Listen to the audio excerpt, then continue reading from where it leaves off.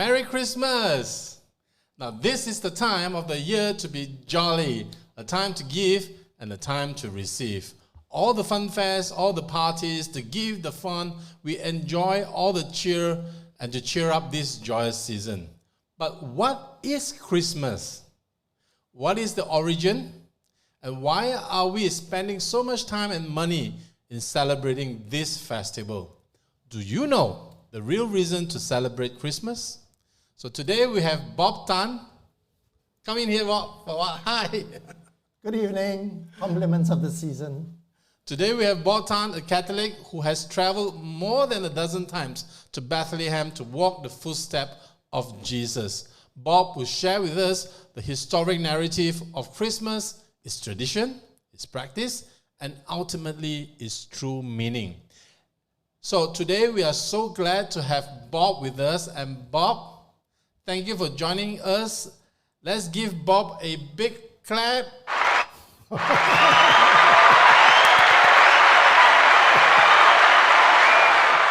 And some Christmas cheer.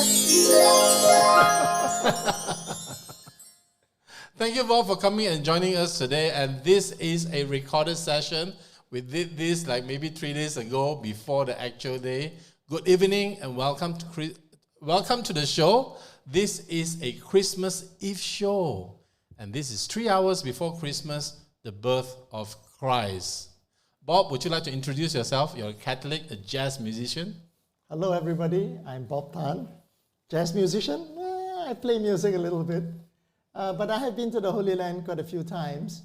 And I've learned a lot from my travels there about Christmas, about Jesus, about the birthplace of Jesus, and all that. We'll talk about that. And Bob has been here before. During the MCO, you came and talked about the market, the economy, Yes. and how are we going to move forward. And he came during the MCO to my house. Shh, don't tell the authorities. But now today we have Bob again to talk about Christmas. And I believe there's many of us who wants to know what is the real Christmas is, right? And commercialization of Christmas has actually covered the real meaning of Christmas. And I believe today most of people who actually drinks and get high in a bar actually doesn't know what Christmas really is, right? To them, it's just a time to party. I have friends who tell me Christmas is the birthday of Santa Claus. I was like, okay, they need education. Let's do a show, Bob. People who tell me Christmas is, I thought it's just a gifting day for Christians. It's more than that. It is more than that. So let's just dive right into the program. This is Christmas Eve. We want to end the show in time so that you can enjoy time with the family and spread the good news to all the world. Yes. Right. So number one, what is actually Christmas, Bob? Can you tell us what actually is Christmas? What is the true meaning of Christmas? Now, Christmas, the word actually means Christ's Mass, the Mass of Christ. So, it is the day, it celebrates the day in which Jesus was born in Bethlehem more than 2,000 years ago. And we celebrated, see this picture? This mural celebrates the birth of Jesus. There are other pictures of Bethlehem that we want to show you. This is the Basilica of the Nativity. It was built over the birthplace of Jesus. It was built by Queen Helena, the mother of Emperor Constantine. This is the inside of the main hall of the church, yes. And this is the main altar, and this is the entrance to the grotto of the Star of Bethlehem. So what is actually a grotto, Bob? What do you mean by a grotto? It was a cave, and it marked the place where Jesus was actually born. So if we look at this is an elaborated church, right? Yes. This is in Bethlehem. Yes. Now, let us come back to this. Now, I have to tell all the audience here, Bob has traveled to Jerusalem and to Bethlehem and to the Gaza Strip for more than 12 times. He owns a travel agency that brings people to the Holy Land. Yes. So today we are speaking to the right person, a person who has traveled to Jerusalem more than you traveled to Thailand in your whole lifetime. Right. So let us run this again. Now you're saying that this is in Jerusalem. This is in Bethlehem. Yes. This is a church where Jesus is born. Yes. Let me show you a slide of the where the actual star, where the actual grotto is. This one, it's here. So this is in that cave, and they built a little chapel there, and that star is called a Star of Bethlehem. So if you can see the cursor, this is the star, right? Yes. It is actually on the floor. It is on the floor. So tradition has it that he was born there, and then they placed him in the manger. Next slide, please. They place him in the manger. Manger, which is, yes, this is the star.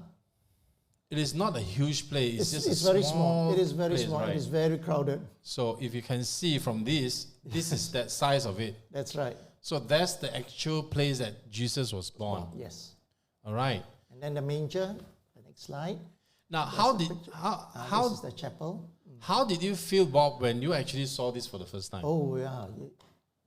A tremendous sense of peace. A lot of people, when they go there, they actually start crying. They feel, the place is magical. It really is. Yeah. And first of all, you queue up like anything. The last time I was there, I think I queued up 2 hours to go in, to spend maybe 15 seconds there. But it is still so magical that you feel it, that this is where it all began. The Christianity and the story of Jesus began here. What are the lights and the bottles that is inside lining up the walls? No, they are just lights because this is basically an Orthodox church. And in Orthodox churches, they like to light a lot of lamps because Christ is the light of the world. All right, that's nice. So tell us about the nuns here. These nuns, these are the Missionaries of Mercy, Mother Teresa's nuns, and they were there. So someone took a picture. They just happened to be there praying. Mm-hmm. A lot of people, and this is the manger. What do you mean by the star? The star is where he was born. Yeah. And then after he was born, he was taken and put in a manger. So this is, if you look at the cursor, this is the place where he was born, right? Yes, and this was the manger. Where is the manger? This one. Here, this part, this part where the priest is the manger. Yes. Is the original manger still there? Or? No, of course not. Yeah. Oh. But it is celebrated there. And we actually know that this is the place because when they built the church, when Queen Helena went to Jerusalem, well, she founded 2 major churches. One was where Jesus was died and buried, and she built a church of the Holy Sepulchre, and here in Bethlehem, where they built the Basilica of the Nativity. How do we know that these are the correct place? Well, it's like this. When she went there, by tradition, don't forget she went there maybe 300 years later. She went there maybe 327 AD. But the local people had been worshipping and praying in that spot and marking it as the place where Jesus died and was buried and the place where Jesus was born. So on top of that, she built these great big churches. Don't forget, her son was the emperor. She could do anything she wanted. So Queen Helena was actually the mother of Emperor Constantinople. Constantine. Constantine. Yeah. Constantinople is a city where he founded.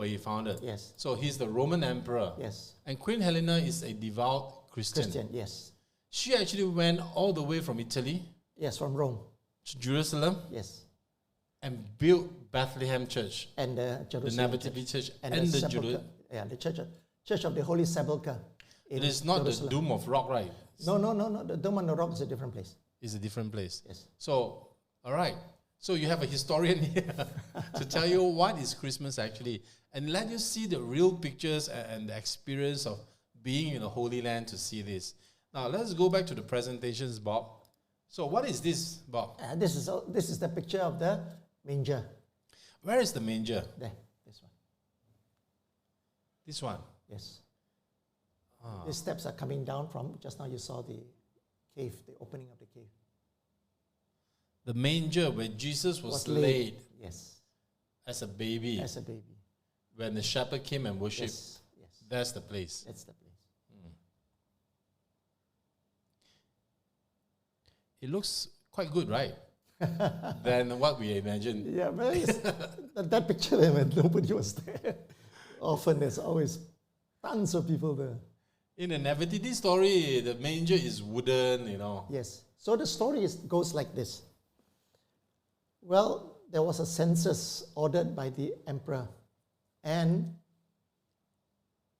Mary, who was pregnant at that time, and her husband, Joseph, had to go to Bethlehem to register for the census.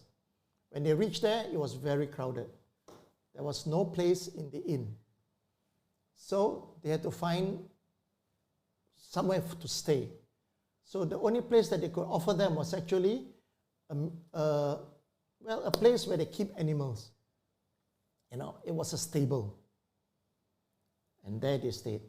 And it was there, in the most humble of places, that Jesus was born. In a manger, and put in a manger in Bethlehem. And this is the place. Wow, that's amazing, right? The manger, let me just put it this way. A manger is actually where, a stable is where actually the horses and donkeys and cows and sheep are kept in for the winter, right? Yes. And or at night. Or at night against wolves, lions or whatever.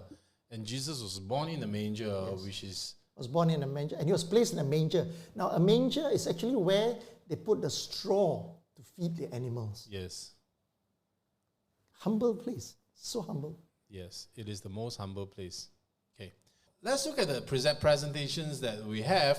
We have a lot of good pictures of Holy Land to share with all the audience today.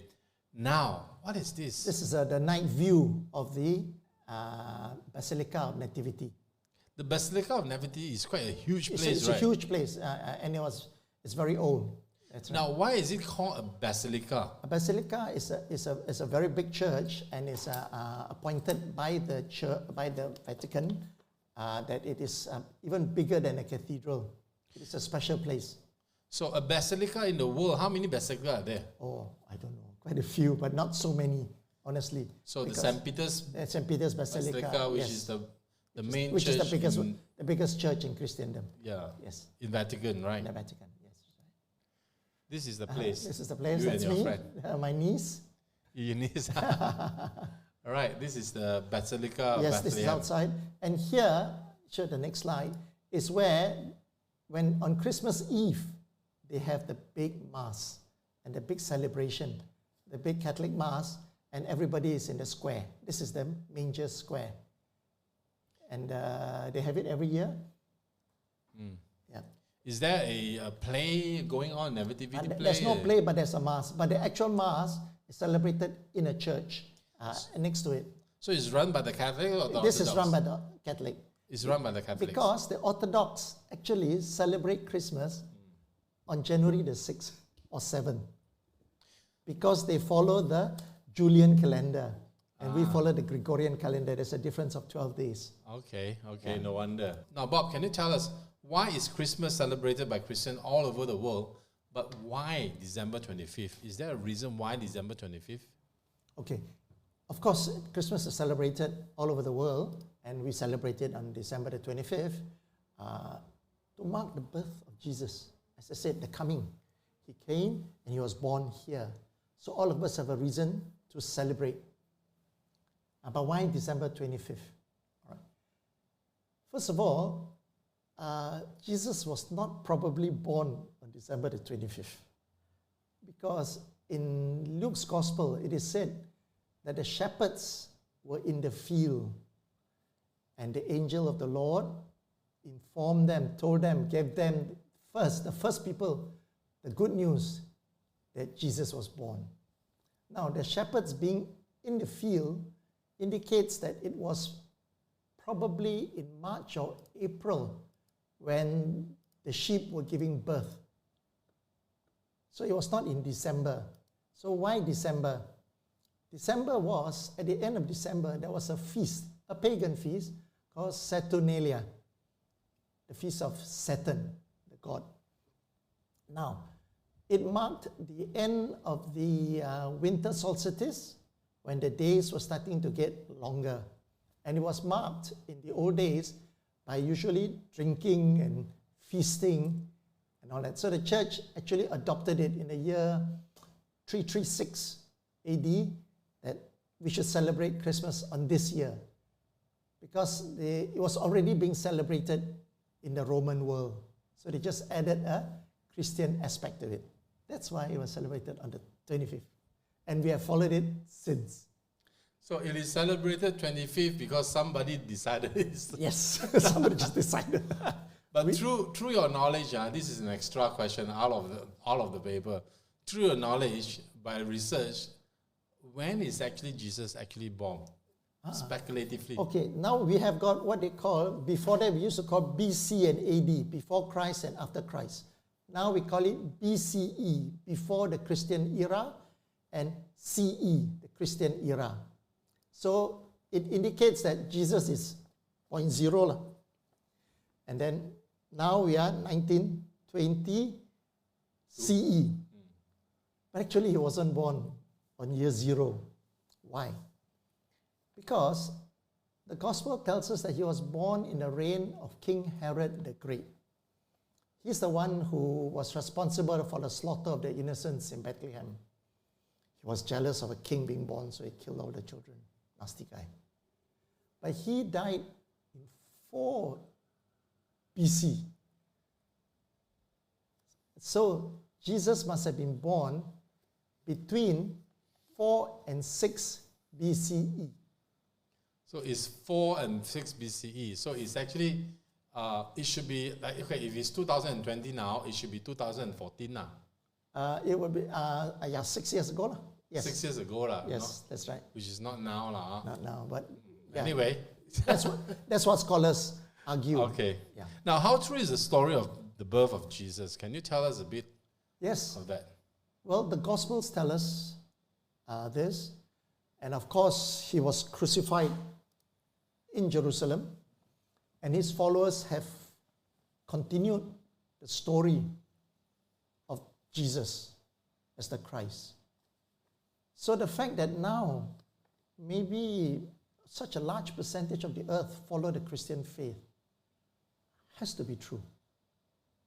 Everything points that it is true, that Jesus was born, he did teach, and he did die at that time.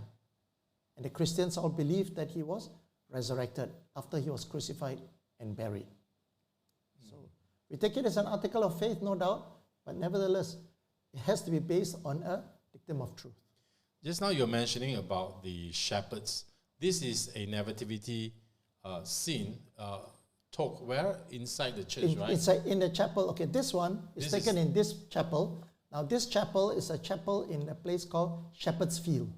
It is in Bethlehem, just outside, maybe 2 kilometers from the Basilica of the Nativity. This is on the edge of a field. This is where the shepherds were. Now, you go back to the slide of the... In this chapel, there are 3 big murals. The first one was the nativity scene that we saw in the beginning. The second one is this. You look at this picture. This picture has the angel giving the news to these 3 shepherds, a young boy, a young man, and an old man, telling them about the birth of Jesus. Now, it is important to note that Jesus is king, but he chose not to inform the kings or the wise men, or the wise people or the rich people of his birth. Instead, he offered it. The first to hear are the poor shepherds. And in those days, the shepherds were really like the low-class people. They were the bottom of society. They would do the work, but they were often smelly. They were often dirty because of the work they do. Yeah. And don't forget, in the old days, in the Jewish tradition, if you are dirty, you cannot go to the temple to pray. Mm-hmm. You know, so these people, of course, they're always dirty because they are in the field, they're taking care of the animals. And yet, the Lord chose them to give this first good news. And they were the first to come and pay homage to Jesus in Bethlehem. So this picture, these are the shepherds, right? Yes, and after that, you see they were on their way to pay homage, and look at their faces. They are all happy, and earlier on they were scared, but they were filled with joy. The little boy is dancing. Their man is playing his flute. They were filled with joy. Now, goodwill. Yes, the story of the shepherds comes with the stars, right? The star also is guiding them. There's a star of Bethlehem. You look in its film. It's called the Star of Bethlehem, it's called right? Star of Bethlehem, yes. And essentially, it guided the 3 wise men. This is in Matthew's Gospel to Bethlehem. This is a Rembrandt painting of the 3 wise men. Right. So this is very European. This is very European. Of course, they probably didn't look like that because the wise men came from the east. Yes. And they followed a star. All right. So now, and they brought with them gifts. All right. Tradition has it that the 3 wise men are called Balthasar, Gaspar, and Melchior. Also, tradition has it that one was from Persia, one was from India, and one was from Ethiopia. But this is tradition. But what is important is that they brought 3 gifts, 3 very important gifts. It is stated in the Gospel. The first one brought gold, which is a gift for a king, an earthly king. The second one brought frankincense. Now, frankincense is meant for the priestly, the spiritual, the deity. They use frankincense. Even now, incense are burned in churches and temples. Buddhist, Hindu, they all use incense. And the last one brought myrrh. Myrrh is a mixture of herbs and sweet-smelling herbs and some spices. Now this is to tell the forthcoming death of Jesus. They use myrrh to dress the body for burial. So the 3 kings, when they came, they already had all these things. It's already there in mind. Don't forget, Jesus was just a baby, but they brought these gifts. Now, when it comes to 3 kings and in scholars in the Bible stories around the world, some call them the 3 kings, some call them the 3 wise men, some call them the 3 something else. Magi is the other word that they use. What actually are they? Yeah, I do not think they were kings as emperors per se, but I think they were wise men. They were scholars, and they read all the books and they read all the prophecies, and the prophecy of Jesus was foretold for a long time. So when they saw this star in the sky, which actually was probably a conjunction of planets. The prophecy of Jesus was foretold in the book of Jeremiah, right? Yes. Like 800 years ago, before the birth. And also in other books in the region. Also in other books. And also in other books. There are other prophets that actually foretold the story. Yes, that a Messiah would be born. So these scholars saw this. They saw this conjunction of planets in the sky. Which is? It was not a shooting star. I mean, everybody can see. Which is happening tonight, right? It's just happening, yes. Tell us. What is? No. It's happening on 21st. 21st. Sorry, yes. The recording was done. Because of the alignment of Satan and what do you call that? Jupiter. I think Jupiter. Jupiter. Yes. So it could be that. It could very well be that. And then with that, they followed that, which led them east, and they came to Bethlehem. All right. That's an interesting story. Yeah. Okay. In 614, the Persians actually invaded the Holy Land, Palestine, and conquered it. And they destroyed a lot of churches, a lot of other places of worship. But when they came to the Basilica of the Nativity, show the slide, they saw this mural. It's a mosaic on the wall. And then they look at the baju, they look at the clothes that these people were wearing, and they recognized that they look Persian in origin. So then it occurred to them, this story of the wise men coming. And for that reason, they did not destroy the church, the Basilica of the Nativity. So that building is actually 2,000 years old, almost, 1,700 years old. built by Queen Helena. So this mosaic resemblance the Magi's, the wise Yes. men, as Persians. Persian, yes. Right. Interesting. Interesting. Very interesting. So now, let's go to the next question. Now, who was the original Santa Claus? Now, Santa Claus, Christmas has been celebrated, and people tell us, my friends is telling me, I thought Christmas is the birthday of Santa Claus. Santa Claus is like the god of gifts for Christian. I mean, whoever told them that story? I think we Christians must do a better job in telling the Christmas story, right? Now, what is the origin of Santa Claus, and can you tell us the history of Santa Claus? Yes. Now, Santa Claus is a name that came much later, but there was such a person. There is a basis of this legend. All right. There was a bishop. This would be around early 300s, early 4th century.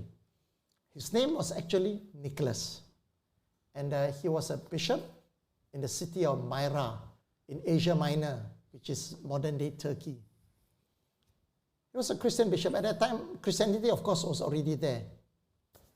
And it was already accepted as an official state religion. We'll talk about that later. So now he was a bishop. He was a rich man, but he was also a very generous man. And he gave away actually all his money to the poor. And there's a story that there was this family, had 3 daughters, but poor. And the father loved the daughters, but didn't have the dowry to marry them off. So then, in the end, they would have been quite difficult for their life. So he gave them, each of them, a bag of gold. And he just threw it over the fence so that they had money to marry. And the last one fell into a stocking or into a container. That's why you have the Christmas stocking. And he has been always giving money and gifts to people. So he is the original Santa Claus, if you like. But the name came later. Anyway, an interesting part of the story is that he took part in the, what they call the Council of Nicaea in 325. Okay, now we have Emperor Constantine, who made Christianity the official religion of the Roman Empire. They stopped the persecution of the Christians. And in this council, ecumenical council in 325, they codified what the Christian religion was. So you're telling me Santa Claus, which the real name is Saint Nicholas, is actually part of the Council of Nicaea. And in the early church, yes. This is history, yeah? This is history. Who actually, with the help of Constantine, Emperor Constantine, officially endorsed Christianity as Roman Empire's official religion, which stopped the persecution of Christians and made Christianity what it is today. Today, yes. So Santa Claus is actually a real part of Christianity. Yes, yes. He's a live person. But the image of the current Santa Claus is very different from this guy, Bob. Okay, let's look at that guy again. Okay, let's look at that guy. This is very different, right? This is the original guy. This is the original guy. Yes. When is this drawing drawn? This is this is one thousands of the early. This is icon, not thousands like it would have been done in that time, because later on he was made a saint. So maybe 300, 400, 500 AD. Yeah. So now the after this, when he became Saint Nicholas, the Dutch people call him Sinterklaas. Sinterklaas, Sinteklas. So this guy who is from Turkey now. Yep. So the Dutch calls him Santa Claus. Sinterklaas. Which is Saint Nicholas. Sinterklaas. Okay. All right. So when the Dutch was in New York, the time called New Amsterdam, they brought him, but the English couldn't pronounce Sinterklaas so much, so he became Santa Claus. Yes. But again, our image of the Santa Claus is a big, fat, ruddy chap. This one. White beard. This one. And how did this one come about? This one came about as an advertisement to Coca-Cola. In I think 1930s, Coca-Cola created this image to advertise the drink, and they plastered it everywhere. And so from then until now, we always have this image of Santa Claus. Yes, look at this one. So basically, Santa Claus, the modern Santa Claus, is actually a work of marketing Marketing. by Coca-Cola. Yes. This is in the 1900s, early. 1930s. How was Christmas celebrated in the early church? Yeah, as I said, remember in 336 they adopted the Feast of Saturnalia. So in that feast, they were just celebrating because after the solstice, the winter solstice, the days would become longer. Yeah. So although winter was still there, so the church adopted it as Jesus coming as the light of the world. And as the days grow longer, there's more light, more and more light. So that is the day that we celebrate the start of there being more light, the light of Christ. That's how it is. So basically, they took a pagan feast and they Christianized it. That's how it happened in the earlier church. And of course, it evolved. So it's basically a pagan feast. A pagan feast means like a feast or a celebration or by the normal people, right? Yes, In local. all the local people. But they Christianized it. They Christianized and it became Christmas, the light of Christ. Yes. It is actually winter solstice. Yes. 冬至, 过冬. Exactly. Exactly, but for the European part of the culture, right? Yes. That's what it was. It was important for them. It is important, right? Yes. But then it was Christianized. Yes. And it became Christmas. It became Christmas. Right, interesting. So now compared to our modern day Christmas traditions, Santa Claus, Yes. So from Christmas there, trees and Christmas cards and all that. so over the years, they were celebrating as Christmas. They also adopted something else. They also adopted the the evergreens and the Christmas tree. Now, why green? Because green is a symbol of everlasting life. So when you have green, it signifies the tree, it signifies the holly, it signifies that Jesus is everlasting. Holiday actually it derives from the word holy day, right? Yes. Holy Yes. day. And then it evolved into that. It was a holiday. Yeah. Yeah. And then the Christmas tree. Why the Christmas tree? And why they choose a pine tree? Actually, a pine tree is in the shape of a triangle. Yes. Yes, and it is green. It actually, remember we talked about the Council of Nicaea?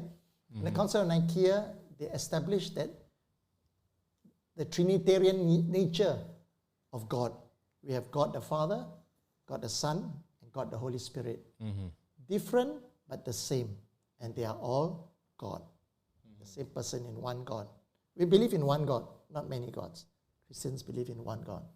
So then you have a triangle, a tree, which is a triangle, the Trinity, and evergreen.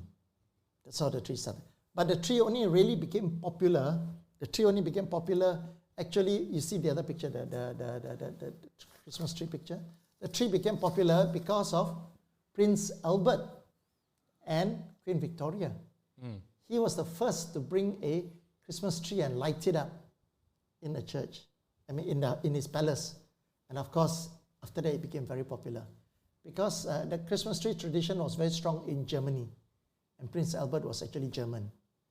Yes. Old Tenenbaum. Yes. So basically, it's Queen Victoria who is the Emperor of Queen of England at that Queen time. of England and Yes. Emperor of the British Empire, right? Yes, that's right. They are the one that brought the Christmas tree The inside tradition, the house. the and lighted tradition. And then you also have Christmas cards. Okay, that's a good story of the Christmas card. So when they started the postal service, before that, letters had to be delivered by hand, sealed and all that. Then the British started the postal service. All right. So now the postal service, you put a stamp. At that time, it was a penny stamp. And then they will send a letter for you. So, in fact, now the penny black, the stamp, is very valuable to all the philatelists. Now, there was, in the Victorian time, it was considered rude if you do not reply a letter. But now with the postal service, there were many, many letters. So you get one big stack of letters that you cannot reply. So this guy, who was one of the, Henry Cole, I think, who was one of the people who started the postal service, designed a card. It was small, it was only 3 by 5, like a postcard. They call it a postcard. And it cost only half a penny to send. And this is a picture of the card. So that you don't have to write a letter. You just put a stamp. They even had a to whom, so you can personalize the card. And then you post it. He printed this card. And that became the first Christmas card and a postcard. That's how it started. This would have been in 1840 something, I think. How about this card? Now, the cards that we know actually came later. In 1915, I think, in New York, there was a guy called John C. Hall. He started a company making cards and selling cards. And the name of the company is Hallmark. And they became the biggest card company in the world at that time. Yeah, Hallmark is now the biggest card company. Yes. They sells billions of cards every year. And started with Christmas cards. And there were cards like this. This is about the first one? One of the first ones. They're not sure which is the first one, but this is a very early card. So let's talk about this. What is this picture about? So now, this, you see, a picture like this, already, then the commercialization of Christmas started to come. You see, where you talk about drinking and enjoying and eating, and people are starting to forget the meaning of Christmas. The Christian, the true meaning of Christmas, where it became more important to go to a party. Don't go to church, go to a party, you know, and things like that. Christmas is about shopping. In fact, for all the retailers, December is their biggest sales of the year. Always, they all Black gear up. Friday. They gear up, and even on the 26th Boxing Day sale, they gear up for shopping. It's all about buying. So even the tradition of giving gifts started by St. Nicholas. But he gave it anonymously, you know. He just gave, don't tell that it was him. But now it's not, I must give you present. You must give me present. Everything is about the present, the gifts, the wrapping and all that. That became more important. So it is a bit sad, but it's true. In fact, they even changed the name of Christmas. It became, they short-formed it to Xmas. You know? Correct. So when did actually Christmas, the whole tradition actually turn very, very commercialized? I think, I don't know, in these last 100 years. In the 1900s? 1900s, I would Maybe think. after the World War? More so after then, yes. More so after that. People became richer and became, you know, this one. But so it is good to, nothing wrong with celebrating, you know, having a party and all that. But I think one should remember, you know, how to celebrate Christmas. Okay, I want to ask you, Vernon. Yeah. How do you celebrate? You belong to the Salvation Army Church. Yes. How do you celebrate Christmas? How does a church, what services do you have? So, before MCO, Before MCO. I tell you, this year is very different, okay? Yes. Now, let me just bring this over to, say when I was young, all right? My parents are pastors. My father is a pastor. My mother is a pastor. So my parents pastor the church. So how do we celebrate? I still remember the Salvation Army as we are tradition, but not very orthodox type tradition, but quite tradition. The Salvation Army church has bands, what we call the brass bands. The brass bands, as you know, play the trumpets and all that. The Salvation Army has a very evangelical spirit. They go out from their church and they speak to people. And if you know the Salvation Army, it is more of like a charity organization. Yes. You know, it is more known by that because we are very outwardly. We are out there pastoring and also spreading the good news by helping real people. Now, so the army has what we call a brass band. So if I would not mistaken, when I was still very young, about 7, 8 years old, when my parents was pastoring Penang, we have a full brass band. So what we did is that we what we call this, we took a permission from the government to actually do a Sunday Christmas, do a Christmas march. What is a Christmas march? Is that after the church service, the Sunday Christian meeting, the Christmas church service, we will go out to the streets and march on the streets. So there will be blockage of traffic on the streets, that this church band will play Christmas music through the street and to declare, the glory of the birth of Jesus Christ, something like that. So, but before that, before the Christmas day, of course, it comes with the feasting, everything, and down in the evenings and all that. But before Christmas, for the next 3 weeks before Christmas, the Salvation Army has a full schedule of what we call caroling. So the church is very active. We will go to every single house that invite us to carol. Every single, shopping malls, whoever that wants us to go. Then we will go there with a brass band, everything.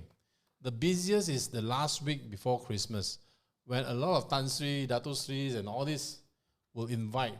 As a 7-8-year-old, I didn't get to go to every caroling. Normally, I get to enjoy the first half, then I will send back home. Because it's just getting too late. And the sad part is my brother always come back and my brother and sister always come back and tell me, you miss the ham, the turkey, and the nicest food, because the nicest parties always happen after 9. But that was Christmas to us. Christmas is about spreading the good news, about telling the people what is Christmas all about. It is about the birth of Jesus Christ. And in church, we celebrate Christmas because the birth of Jesus Christ. Only after I came to KL and to study and all that, then I found that Christmas is being celebrated by the non-believers as a drunkard night, I would say. It is just another reason to party, just like any other birthday. Sometimes I wonder, why are we celebrating birthday for if you're going to get drunk? If you're gonna celebrate something, you have to celebrate with a meaning, what it is for. So now today, let's look at today, how we celebrate Christmas. This year, it is very toned down. There's no church service. Even there's church service, there was only 30 people. And in my whole family, there's only two people in my family out of 8 of us who can go to the church. My mother is over 65, cannot go. My kids below 12 cannot go. So only me and my wife. So, and that is limited to 30 people. So this year is going to be very quiet. Normally what we do is that we'll go to church in the morning, right? On a Christmas Eve, we'll go to church for what we call watch night service. A watch night service in the Salvation Army means you go to the church at 10 o'clock and you observe the passing of the time to cross over midnight and celebrating Christmas and praying for the coming of Christ. For the birth of Jesus Christ. Then after watch night service, you have a short, small kind of refreshment, you go home. So next morning, you come back at 9 o'clock and 10 o'clock, you do a proper Christmas, Sundays, Christmas service. And after that, we'll end with normally in the church, a very nice family kind of buffet, we exchange gifts to each other, and in a Christian way. Then the kids will always ask us to go home. It's time to go home. Why? Because the kids want to open their Christmas gifts. Normally happens after the Christmas service. Yeah. Then you have another round of food. So basically, it's that quiet, Boxing Day, all this is not really, But when we are young, Christmas is very big. When we are young, Christmas is very big. Did I told you that my parents are pastors and also a caretaker of an orphanage? Oh, okay. So my father will, before Christmas, like 4 weeks before Christmas, he will be Santa Claus. He is the real Santa Claus, okay? Fat, Chinese, only Chinese looking. He will prepare gifts for 50 boys and with all the church, all the church members and all that. It's not easy to prepare over 100 gifts, What he'll do is that he'll get every boy to write down is exactly like a Santa Claus letter. Piece of paper, write down what you want, and send to, not Santa Claus, he don't believe in Santa Claus, my father. Send to Major Lim. It's him. So you click and send to him. Put on your name. He will do whatever it takes to fulfill that wants. If you want a badminton racket, he'll go and get a badminton racket. Oh, you don't expect to have your next Lee Chong Hui racket lah. Of course, it's still badminton racket can use one. But he will try to fulfill that. And every kid will get 1 or 2 gifts, during Christmas. And every Christmas, of course, we still have Santa Claus. Why? It is just to make the kids happy. And it is a huge thing in orphanage. Because during Christmas, last time, 30, 40 years ago, kids don't get to drink Coca-Cola every day. It is a rarity, right? It is a privilege. It was a special drink. Yeah. But during Christmas, my father will make sure that F&N send 20 to 30 cartons.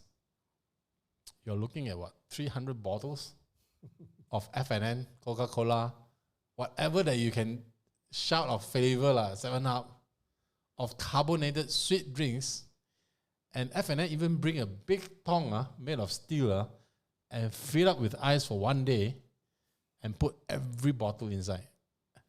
It is like a feast. You eat properly that Sunday, you drink properly, not alcohol, just Coca-Cola. The kids will have as many Coca-Cola and as many Fantas and as many Mirindas they want for 1 whole day. Until 25 cartons or 30 cartons finish. And can you imagine that? Those are the days. That's how I celebrate Christmas. If you ask me, Memorable. Yeah. Yeah. In the Catholic tradition. How did you celebrate Christmas? We celebrated like this, yeah. 4 weeks before that, we have got what we call the season of Advent, whereby you prepare the coming of the Christ. And every Sunday we will light an Advent candle in the church, and you are supposed to prepare yourself spiritually for the coming, for the birth.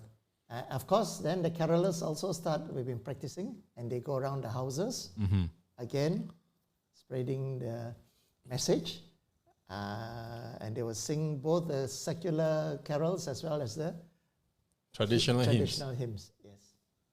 And then on the Christmas Eve, we have what you call a watch. We call it the midnight mass, and that is the highlight actually, where they will celebrate. It's a long service. Usually they will start by the carolers singing the carols, the traditional hymns before the mass, and then we will have the mass. Often before that we will have a Christmas dinner, or sometimes after that we will have a Christmas supper. And then after the Christmas supper, open the gifts. All right, at the middle of the night. In the middle of the night, everybody cannot tahan anymore. They open the gifts. And then the next day, if you want to, you can go for another Christmas mass, which is different liturgy from the one because one is expectation of him coming, the one he arrived already. Okay. Yeah.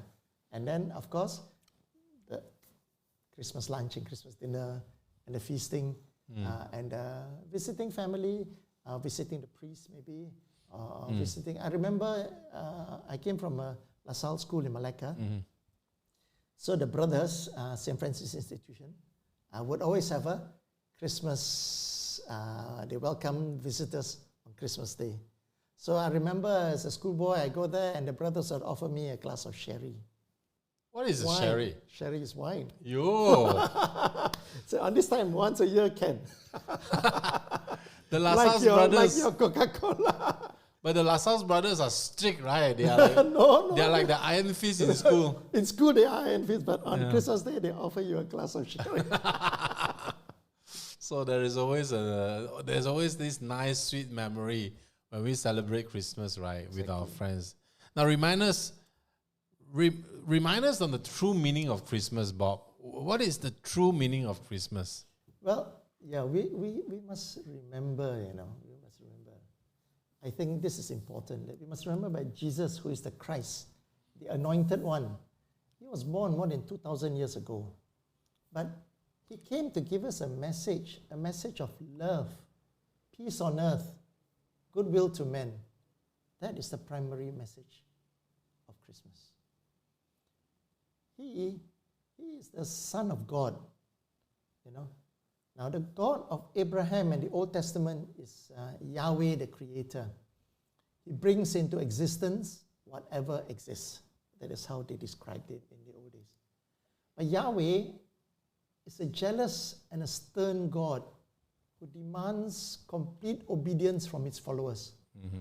Now, you see, you take the story of Moses when they were wandering in the desert.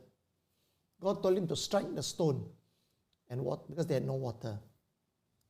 But Moses struck the stone twice. God said, "Why? You didn't listen to my instruction." And for that, despite all the wanderings, Moses never entered the Holy Land. He only saw it. That's how fierce the God of Abraham is. And the Gospels and the Nicene Creed states that Jesus was conceived by the Holy Spirit of the Holy Trinity. Now, this Holy Trinity was the main consideration of the First Council of Nicaea. Mm-hmm. You see, a virgin birth. He was conceived by the Holy Spirit. Now, all three persons, the Father, the Son, and the Holy Spirit, are different, but they are one God. And Jesus came to give us love, forgiveness, service, and ultimately salvation to all peoples of the earth. Mm-hmm. You see?